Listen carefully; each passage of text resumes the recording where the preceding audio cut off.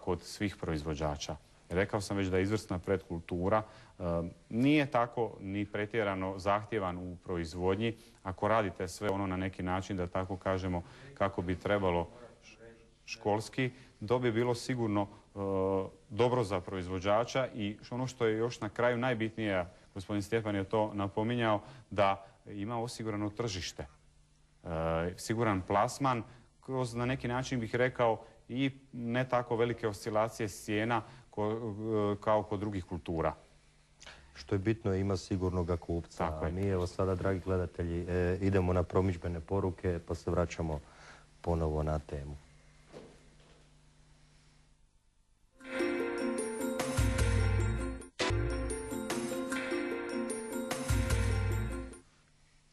Poštovani gledatelji, evo nas u drugome dijelu zeleno-plave magistrale. Stali smo kod suše, znači suša i suncokret. Suncokret je biljka koja izuzetno podnosi sušu zbog svog korijenovog sustava koji je izuzetno velik. Šta nam možete, Damire? Da, u nastavku ove priče što smo razgovarali, sigurno je interesantan u sušnim godinama. Naime, moram reći, u nekim normalnim godinama i vlažnijim, ako se dobro odradi tehnologija, puna zaštita od bolesti, sigurni smo da će naši hibridi dati jedan dobar i prosječan prinos u toj proizvodnji. Ono što je bitno napomenuti, da ipak suncokret ne voli određena proizvodna područja, blizina rijeka i magle, jer vlaga mu ipak smeta, da sad opet ne idem u fiziologiju proizvodnje i svega ostaloga, zašto se to događa. Suncokret je, znamo, pod navodnicima da kažemo, tropska biljka koji pušta duboko korijenov sistem i u takvim godinama će dati jedne najbolje proizvodne rezultate.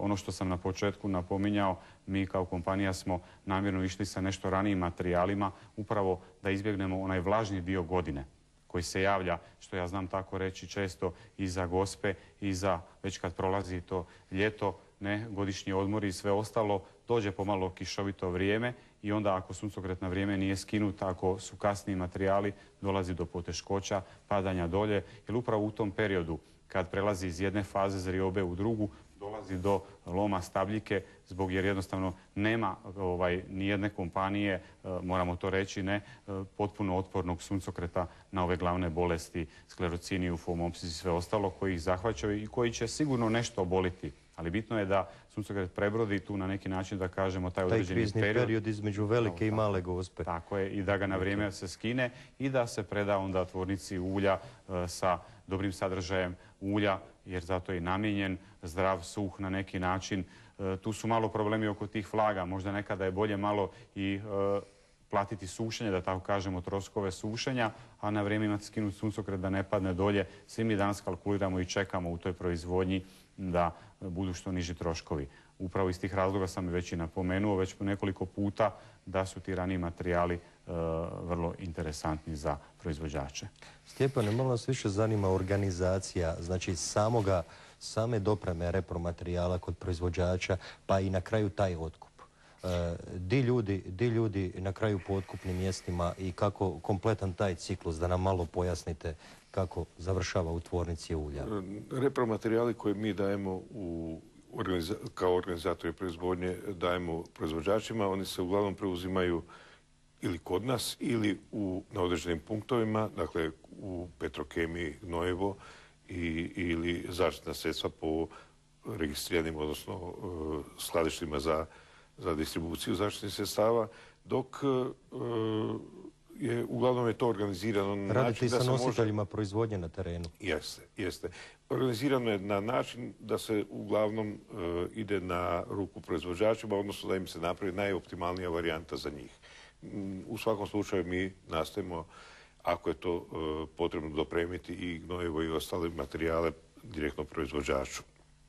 Što se tiče daljnjih aktivnosti, dakle, rekli smo, to je ovaj dio vezan za organizaciju proizvodnje, zatim imamo nekakvo praćenje proizvodnje kroz vrijeme i na kraju dolazimo do otkupa.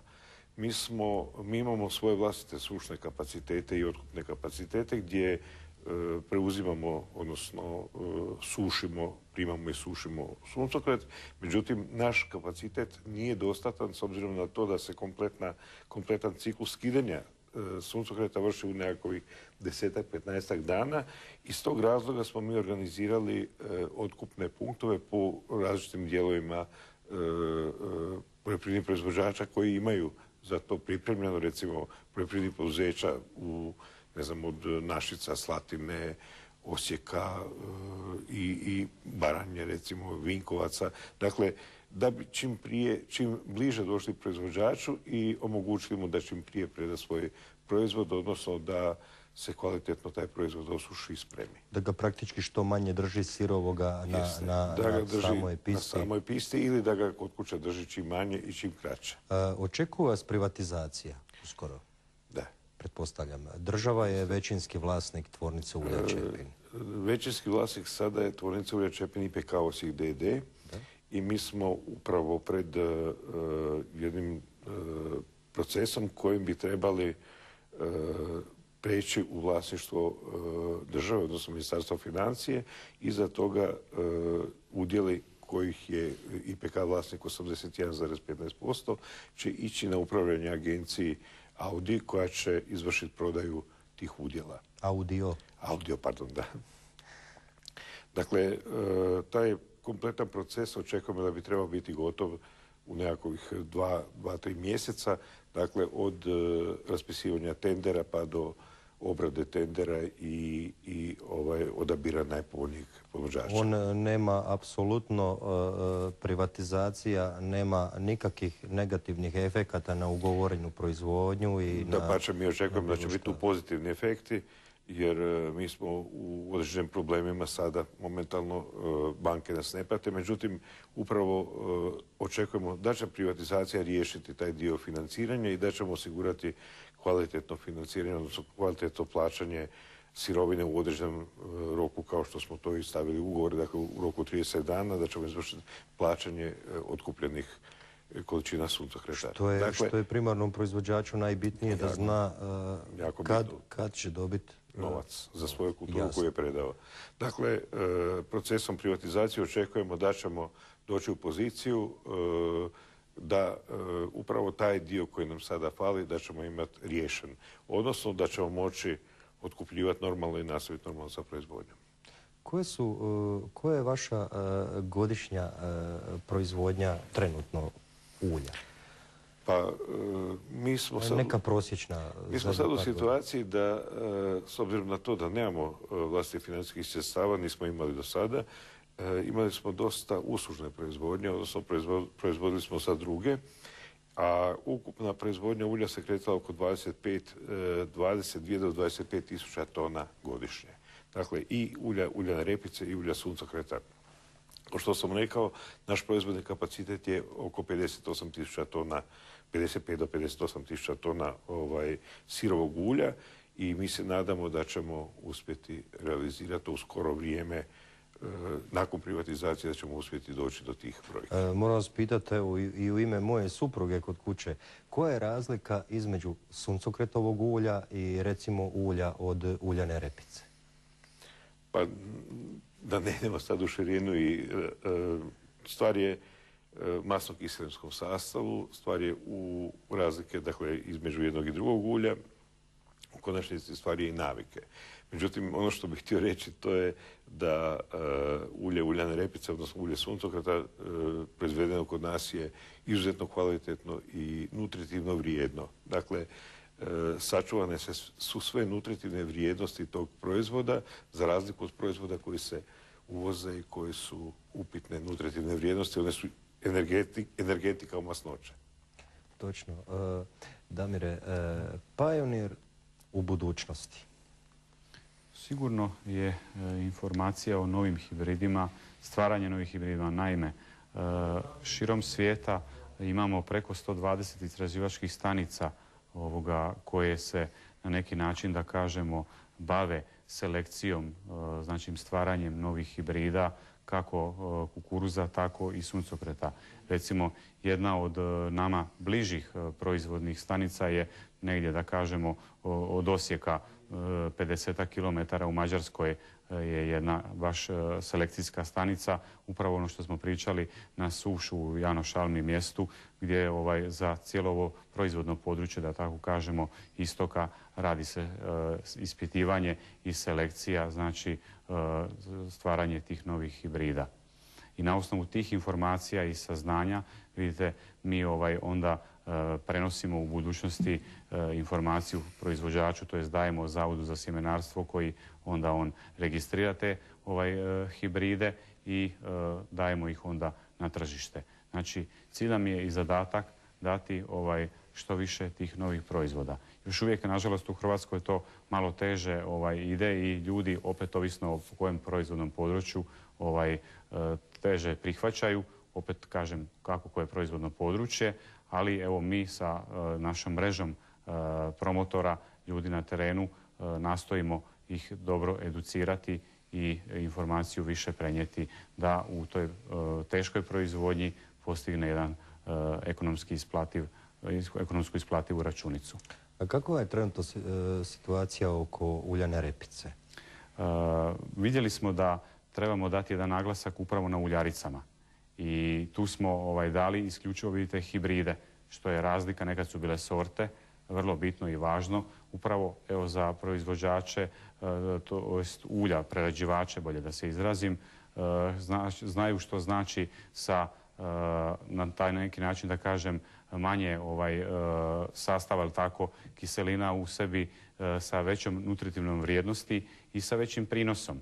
Jer vi kod sorata niste mogli utjecati na neke određene, da tako kažemo, komponente. Danas kod hibrida od same sjetve, manje količine sjemena, pa sve do, visine stabljike i do kvalitete tog zrna proizvoda koji je na kraju najvažniji i najbitniji u proizvodnji. I što mi kaže jedan stari agronom, kaže repica na granama nosi plod. Tako je. Znači čak nije nužno ni imati pregust sklop. Ne. Bitno je onaj financijski efekat na kraju da se ostvari i što kvalitetniji finalni proizvod. To je ono što ja stalno napominjem i govorim, edukacija bitna i važna da te proizvođače. Naime, ja sam već dugo u tom dijelu posla i uvijek želim i hoću informaciju primiti. No, kod nas ti proizvođači često kažu, a što oni tamo pričaju, ja radim po svome, ja znam to i tako dalje. Ja se ne bih s time složio. Zaista to je jedna zahtjevna proizvodnja, poljoprivredna proizvodnja, vi to dobro znate, proizvodnja pod otvorenim nebom koja je puno uvjetovana nekim stvarima koje mi nismo u mogućnosti djelovati na njih. I zato iz tih razloga mislim da je vrlo bitno i važno da se napravi na neki način sve ono što je važno i bitno u toj proizvodnji. Kolike su potpore za suncokret? Potpora za suncokret kao i za ostale kulture 2250 kuna po hektaru. Da, ali meni sad nije jasna jedna stvar. Mi imamo jednake potpore za sve kulture, uglavnom. Imamo kultura u kojima smo deficitarni, kojih ne proizvodimo dovoljno. One imaju jednaku visinu potpore kao i one kulture, primjerice, kojih imamo, na primjer, viška. Ja osobno smatram, ja to smijem slobodno reći, da bi se tu trebale napraviti neke nivelacije i apsolutno neke promjene u tome sustavu poticanja. Da se stimulira na kraju krajeva i ta nova vrijednost i veća vrijednost onoga ko kvalitetnije radi za razliku nekoga ko nekvalitetnije radi. A daj mi recite, šta kažete na one stare metode uzgoja suncokreta? Mi smo jedne godine čak i ogrtali suncokret između redova sa ovako daščicama koje su bile na kultivator namontirane i dosta je to i učvrsti na neki način malo i stabljiku. Tako je. Dobro ste to napomenuli. To je jedna od agrotehničkih mjera što vi znate reći, evo, starija, ali dobro primjenjiva i u ovo današnje modernije vrijeme proizvodnje.